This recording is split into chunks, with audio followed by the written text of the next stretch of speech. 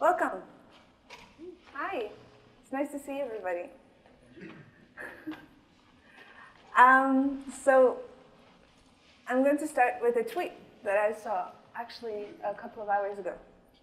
And this is a Canadian company that went bankrupt. And after they were bankrupt, all of their computers were put up for sale. And on those computers was a lot of personal information. For the users, for anyone who had their personal information on these machines, this is equivalent to a breach. But it wasn't a breach. It was bankruptcy. My point with this is that people will always tell you to make it secure. Why didn't you just make it secure? And there are so many ways that you cannot predict how something can go wrong. And this is one of them. So my talk is make it fixable. And the idea here is that you have to live with a certain amount of risk. You can't make it perfect, but you can plan for how you will deal with it when it goes wrong. My name is Patricia Aas. I am very recently become a consultant. Before that, I worked at Vivaldi making a browser. And I've also worked on another browser previously, which was the Opera browser, a little bit more famous. And I also spent quite a bit of time working at Cisco, working on embedded telepresence systems. So security is hard. And it's hard, especially because it's such a broad field. So there's so much to cover, and some of the parts of security are basically PhD material, so you're not going to know it all. And you live in the real world, and you have to deal with real-world things like shipping your features and doing your job and living within an organization which might not prioritize these things. So making a plan and working slowly to achieve it within the organization you can actually improve the security posture of the entire organization, even if the organization is not totally aware that that's what you're doing. But the first thing that you need is some way for people to contact you. If they find out that something went wrong, they need a way to tell you. And this is one of the most common issues that security researchers have when discovering a vulnerability, is they have no way to notify the company. But the second biggest issue that you see is that this is a very difficult relationship to manage, apparently, because people do it badly, a lot. And the thing that people often forget is that security researchers and users and other people that do this as a hobby basis, they're doing you a favor. They are doing free work, sometimes a lot of work, sometimes a couple of hours, sometimes months of research for your product or company. And that means that what you should be displaying is gratitude, right? Because somebody's working for you for free. Some places you will have a bug bounty program. I would not recommend that for most businesses. A bug bounty program is really, really expensive. And it's expensive in many different ways. Not because the bounties are expensive. The bounties are actually the least expensive part of having a bug bounty program. The more expensive part is everybody having to triage all of these bugs that are coming in. And also what you will see is that the quality of your bugs, they go down. People are just reporting everything, hoping they'll hit something, right? Hoping it will give them money. So you're going to end up having full-time employees that do nothing but manage your bug bounty program. And those people are the expensive part. So if you get in a security report from someone, they're probably not getting paid. So you need to pay them in a different way. And you pay them through visibility, through gratitude, through showing the world that this person found this thing. And that could be of value to them in their career.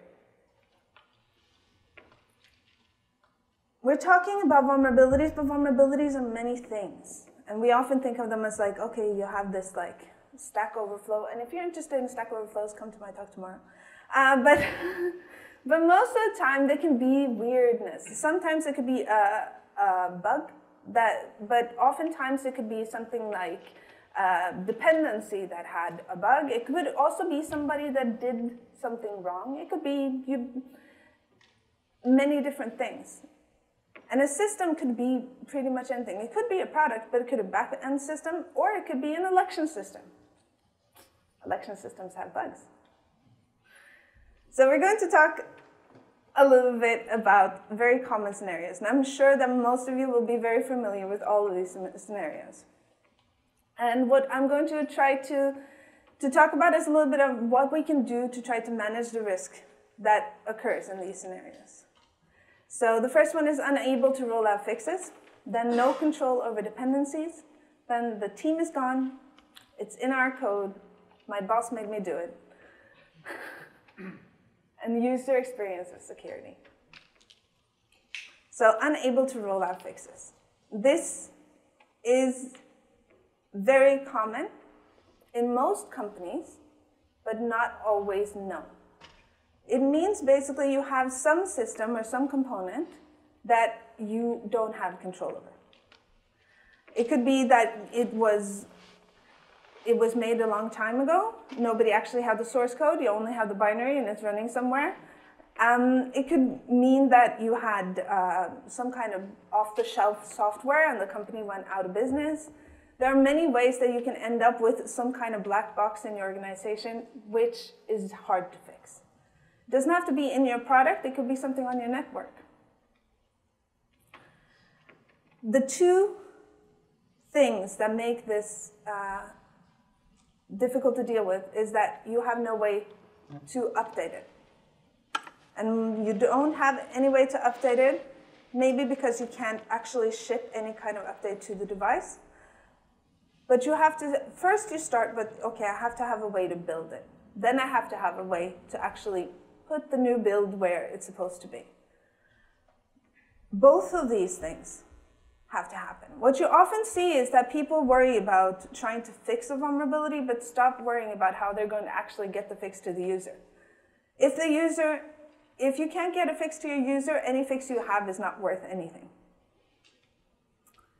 So you have the typical problems here are things like Internet of Things. Internet of Things is what happened when embedded software got Wi-Fi. So we have toys, right? We've always had toys that were electronic in some way, or we have had for a long time. They just weren't on your Wi-Fi and they weren't broadcasting sound from your children's bedrooms.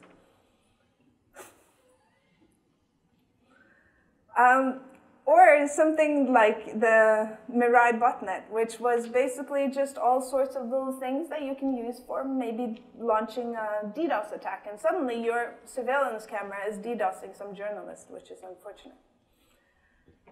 The thing is, this business wasn't really ready for having continuous updates. But it is something that you have to think about, because if you have actually shipped your code in a box and given it to the user, you have no longer any control.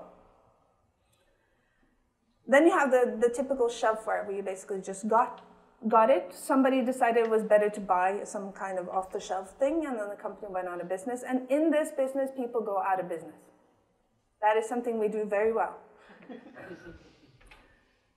So how do we deal? Well, what we are getting to slowly but surely, and one of the first products that did this was browsers doing auto updates. And then you had operating systems also doing auto updates, which is very good. And so you're getting to some of the more mature code bases doing auto updates. But this is something that you have to build into your architecture. And if you are doing an embedded device, this is also one of the most critical parts. Because it is very easy that if you have a bug in your auto update, you can brick your user's device. So doing auto update on an embedded system is a non-trivial problem. You have to be very, very sure it will work. But you have things like having default passwords, where basically all of the devices have the same password. Okay, normal people, they don't change the password. If it's 123, they like it because it's easy to remember. So to make people change their password is something you can do. So basically, the only time people generally deal with an embedded device is the unboxing process. Normal people, they will get the thing, they will open the box, they might not read the instructions, depends. But when they launch it for the first time, is the only time they really deal with it. And that is your opportunity to make the user do something. So that is when you can say that, okay, you cannot move forward in this step before you set a password, for example. You can also have different default passwords, so each device gets a little sticker and it's different. Now, in this case, I would say don't base it on something that is guessable. Like some people have used it, like, yes, each device has a different default password, it's the MAC address. Don't do that. Okay, so, but if you do have to and need to buy software, then trying to get the source code would be an option so that you could actually maintain it afterwards, but also have a maintenance contract so that you know that if you report a vulnerability to your supplier, that they will actually fix it. And if not, and if you don't believe that in this relationship to change the supplier or change to maybe an open source version. Because the thing is, this will change your risk profile to something that you can actually fix yourself. So what you need for all of the things is you need a way to build them, which means you need to have the software. You could do binary patches. I have done a binary patch once. I don't recommend it, but it was to prove a point. But most of the time what you want is some way to fix the thing yourself, because you have your timeline, you have your priorities, and your supplier doesn't. So if you have a short window to fix something and your supplier says, yeah, I can get to it next March, that is your problem suddenly. But most importantly, you need a way to update your product. Okay, but some things might not be a good thing if you can remote update. And this is in the US where an election system supplier had remote access to all of their systems because it made it easier to fix stuff, right? So some devices is good if you don't have remote access. Some things you should actually go on site for. Okay, so then we come to number 2, no control over dependencies. Now this is a problem in all of software and all of everything today, because software has become society, right? We don't know what we actually depend on. And that is, the problem with that is that we have transitive dependencies, right? We are getting to the point where we realize that we have to have some kind of inventory over our software. We have to have some routines for actually updating our dependencies. And we have to have some kind of system for auditing them. Now, auditing is really like a one-off thing. So what you actually want to have is something that runs continuously. So that if a vulnerability comes out for one of your dependencies, that you are notified in some way, hopefully in your continuous build system, so that you know that I have to update this now, not because your colleague was on Hacker News and just discovered this thing. And that's exactly what happened to Equifax. They had a dependency that had a known vulnerability. It had been known for months. Equifax was a huge deal. They leaked personal and highly personal information about hundreds of millions of people.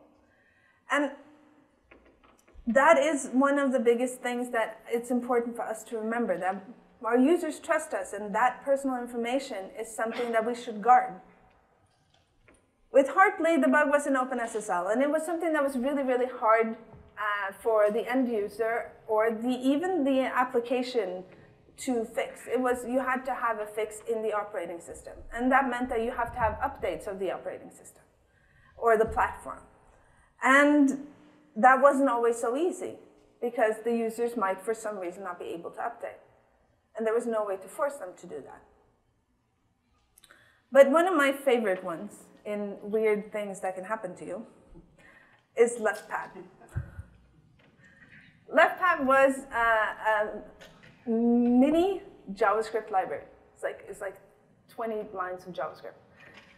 And you could pad a string with zeros or spaces or something like that. It wasn't really that it was much in use as far as I know, but the thing is it was a transitive dependency for large parts of NPM. And the guy who developed it got very angry with NPM and decided to pull all of his libraries from NPM, like spur of the moment kind of thing. This was a transitive dependency for Babel and Node, and builds broke all over the planet. Some people say around 10 to 15% of the internet broke because he pulled 20 lines of JavaScript from NPM. That was not in anybody's threat model. They didn't even know they depended on this thing. So how do we do this? What we are seeing in many different kinds of languages, in Java and JavaScript, is continuous dependency auditing. So you basically have some sort of tool that will continuously run through your dependencies and your transitive dependencies to see if you are depending on a version that is currently vulnerable and give you some kind of warning so that you can do your updates. With Heartbleed, you need control of your production environment, and that's not always easy if you're actually, your production environment is your user's production environment, right? And with LeftPad, try to depend on as little as possible. So remember transitive dependencies, and you have to do your monitoring, and you have to do your updates. This is a continuous sanitization process. It's not something that you can do and it's one-off. So it has to be in your process, how you work. Okay, so then you have the team is gone. This happens to everybody, right? Some person in the team wrote something and then they quit and they went someplace else, and you have this blob and nobody understands it, and who's going to have it now, and nobody wants to touch it. And, and that's like the local, but there are many different versions of this. Like, oh, you might have one person on the team who's the only person who knows how to do something, and then they go on vacation. You know, it happens. So what are you going to do? Nobody's going to do this task while this person is on vacation. So if you have something that nobody wants to touch or nobody knows what to do with, you have to take it in. You have to take it on. Stop thinking that, yeah, well, it was Eddie did it, and, you know, Eddie, yeah. It was rough for us that Eddie was here. No, you have to own it. You have to own it because it is your application. It is your environment. And even if it's painful, then either you make a new version or you take the version that's there and you rewrite it to your own standard. But you have to take it on. And one thing that I would advise everyone to do as much as you can is to use what you make. If you make a security system and that security system is in your mother's house, that gives a personal investment for you. Your mother is also a user. She's going to call you. And it's much harder to say, you know, too bad. Too bad, Mom.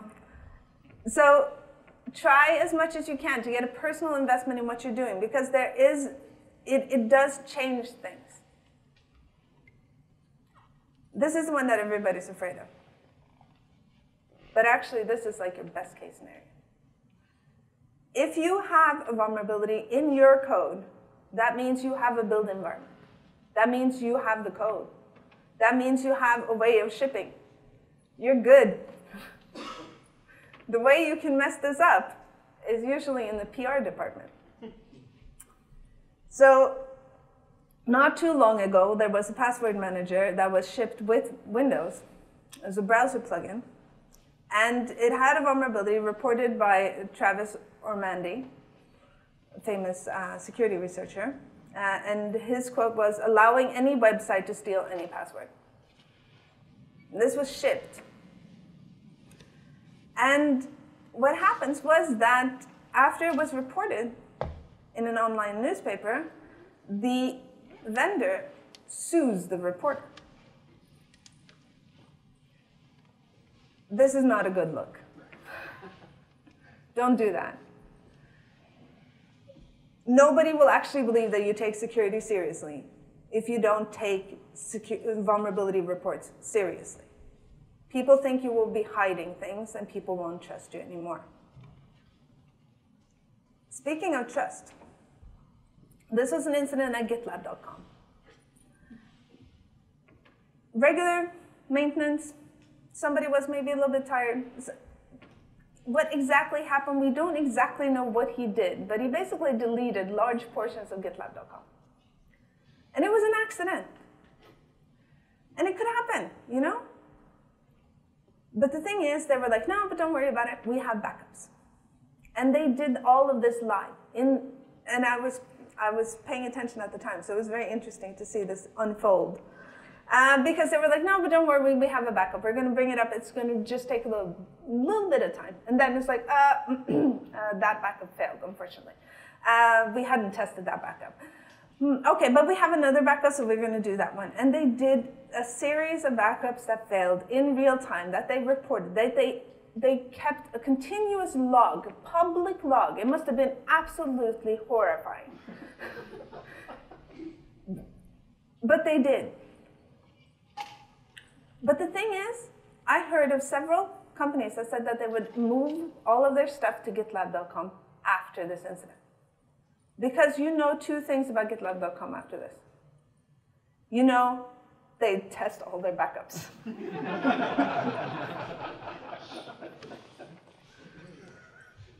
And you know that they won't hide anything from you. Because seriously, if they were not hiding this, they're not going to hide anything else, because this was horrible. And my point is here is even when something goes wrong, how you handle it could actually be a selling point, because it shows your culture, it shows your ethics.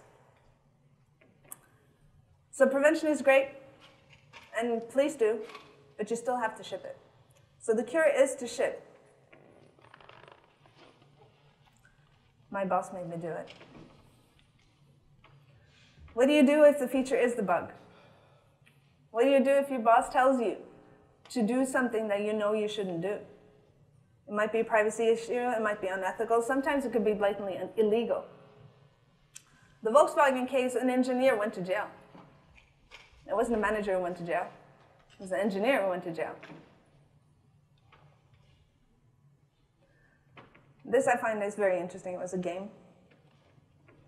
They installed a driver to do some anti-crack solution.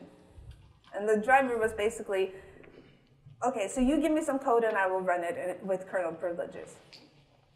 Or, as security people tend to call them, Rootkit. And one of the things that fascinates me about this is that if you know how to make this, you know it's a bad idea. You know you shouldn't do this, right? So when you still do it, it's because we have a problem in our industry that we don't really have a way to say no. This is another point of view. What if your whole product might be a problem, right? Here you have, for the second time in 3 years, mobile spyware maker MSpy leaks millions of sensitive records. And the biggest problem with this is, yeah, you're leaking things, but you're leaking things about people who don't know that you have their personal information.